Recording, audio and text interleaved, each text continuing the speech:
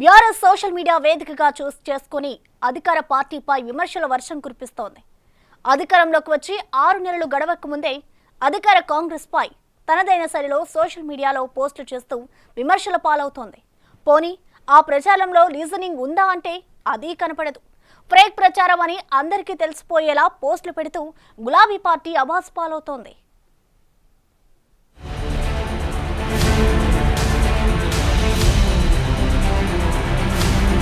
ప్రతిపక్ష BRS party కీలక నేతలందరూ సోషల్ మీడియాని వేదికగా చేసుకుని అధికార కాంగ్రెస్ పై విమర్శల వర్షం కురిపిస్తూ అభాసుపాలవుతున్నారు. 10 ఏళ్లు అధికారంలో ఉన్న బీఆర్ఎస్ అన్ని పార్టీల కంటే ఎక్కువగా సోషల్ మీడియాను వాడుకుంది. దానికి సెపరేట్ గా వార్ రూమ్ అని పేరు పెట్టుకుని ప్రత్యర్థులను టార్గెట్ చేస్తూ వచ్చింది. సోషల్ మీడియా టీం కోసం వందల కోట్ల రూపాయలు ఖర్చు పెట్టింది.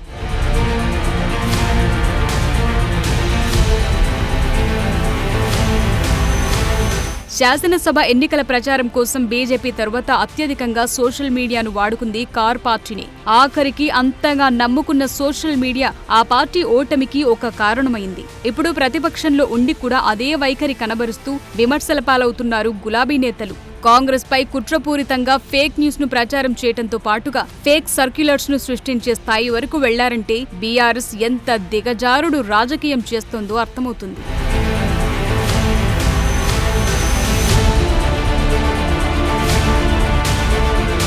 గతంలో ప్రతిపక్ష కాంగ్రెస్ పైన తీవ్ర విమర్శలు చేసింది బీఆర్ఎస్. తమపై బురద చల్లేందుకు సోషల్ మీడియాలో అసత్య అబద్ధపు ప్రచారాలు చేస్తున్నారని కేసులు పెట్టి జైల్లో వేయించింది. సోషల్ మీడియాలో ప్రభుత్వానికి వ్యతిరేకంగా పోస్టులు పెడితే ఖబర్దారని కేసీఆర్ వార్నింగులు కూడా ఇచ్చిన సందర్భాలున్నాయి.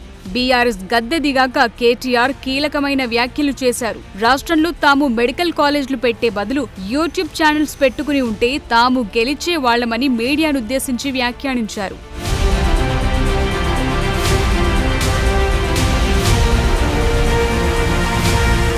ఓటమికి గల కారణాలను పక్కన పెట్టి సోషల్ మీడియా వల్లే తాము ఓటమి పాలయ్యామని కేటీఆర్ చెప్పటం గమనార్హం. ఇక ఓటమి తరువాత కేటీఆర్ అన్నట్లుగానే కొన్ని యూట్యూబ్ ఛానల్స్ కొనటం, మరికొన్ని పెట్టించారని విశ్వసనీయంగా తెలిసింది. యూట్యూబ్ ఛానల్స్ తో పాటుగా ఫేస్బుక్, ఇన్స్టాగ్రామ్, ట్విట్టర్లో యాక్టివ్ గా ఉండాలని, ఎప్పటికప్పుడు ప్రభుత్వంపై విమర్శలు గుప్పించాలని నాయకులను, కార్యకర్తలను ఆదేశించారట కేటీఆర్.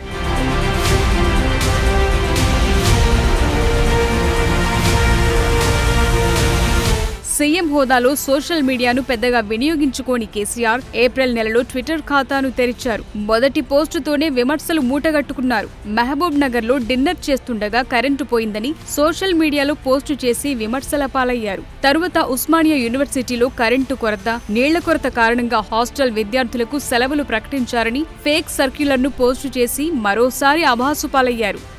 కనీస జ్ఞానం రాకుండా, కనీస అవగాహన రాకుండా అడ్డగోలుగా ఏదైతే లోగో మార్చడానికి టీఎస్ని టీజీగా మార్చడాన్ని, తెలంగాణ తల్లి ఏదైతే ఆ విగ్రహాన్ని చేంజ్ చేయడానికి, అదేవిధంగా లోగో మార్పు కోసము ఏదైతే వేల కోట్ల రూపాయలు కాంగ్రెస్ పార్టీ వృధా చేస్తుందని చెప్పి ఒక తప్పుడు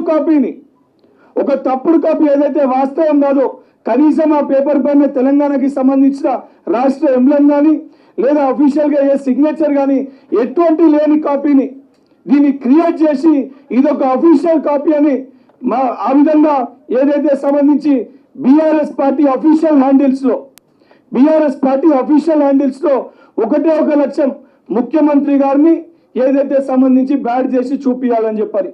ముఖ్యమంత్రి గారి పైన చెప్పడానికి వీళ్ళ దగ్గర ఆధారాలు లేకపోతే ముఖ్యమంత్రి గారు పరిపాలించే విధానము చాలా స్పష్టంగా ప్రజలకు ఏదైతే వారు అందుబాటులో ఉంటారు కాబట్టి వేటిపైన మాట్లాడడానికి వీళ్ళకి ఎవిడెన్స్ లేకపోవడంతో ఇటువంటి తప్పుడు జియో కాపీలని, తప్పుడు ఏదైతే ఆ పేపర్లని క్రియేట్ చేసి బీఆర్ఎస్ పార్టీ అఫీషియల్ హ్యాండిల్స్ తో దీన్ని పబ్లిష్ చేసి తెలంగాణ ప్రజలకి తప్పుడు సమాచారాన్ని చిత్రీకరించి చూపించే ప్రయత్నము బీఆర్ఎస్ పార్టీ. దానికి సంబంధించిన వాళ్ళ యొక్క స్పోక్స్ పర్సన్స్, వాళ్ళకి సానుకూలంగా ఏదైతే పనిచేయడానికి కొంతమంది వ్యక్తులు ఎవరైతే యూట్యూబ్ ఛానళ్ళు, సోషల్ మీడియా ఛానళ్ళు పెట్టుకున్నారో, కొంతమంది గతంలో విలేకరులు లెక్క పనిచేసిన వ్యక్తులు చాలా స్పష్టంగా వాళ్ళు ఇచ్చే 3 లక్షల 5 లక్షల ప్యాకేజ్ కి ఏదైతే తప్పుడు ప్రచారాన్ని సోషల్ మీడియా మాధ్యమాల్లో ప్రచారం చేస్తారు. దానికి సంబంధించి నిన్ననే మా NSY సోదరులతోటి అసలు ఒక దానిపైన అఫీషియల్గా ఎఫ్ఐఆర్ కూడా రిజిస్టర్ చేయడం జరిగింది. అధికారంలో ఉన్నప్పుడు సోషల్ మీడియాను వాడుకుని ప్రతిపక్షాలపై విమర్శలు చేసి పరువు పోగొట్టుకుంది కల్వకుంట్ల ఫ్యామిలీ. ప్రజలు ఓటుతో చావు దెబ్బ కొట్టినా బుద్ధి తెచ్చుకోకుండా ఇప్పుడు అంతకంటే ఎక్కువ స్థాయిలో సోషల్ మీడియాలో ఫేక్ ప్రచారాలు చేస్తూ మరింత దిగజారుడు రాజకీయాలు చేస్తోంది. అంతే మరి, నిండా మునిగినోడికి చలేంటన్నట్లు ఆ పార్టీకి కొత్తగా పోయేదే ఉందిలేండి.